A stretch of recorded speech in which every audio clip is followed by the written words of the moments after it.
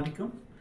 আমি মা পোশাকের পক্ষ থেকে সুমন সাইফুল আপনাদের সামনে নিয়ে আসছি সালোয়ার কামিজের কাপড়। দেখুন, মানুষ যত মোটাই হোক না কেন, এখানে প্রচুর কাপড় দেওয়া আছে। দেখুন,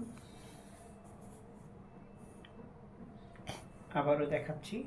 দেখুন, যত দেখবেন ততই আপনাদের ভালো লাগবে।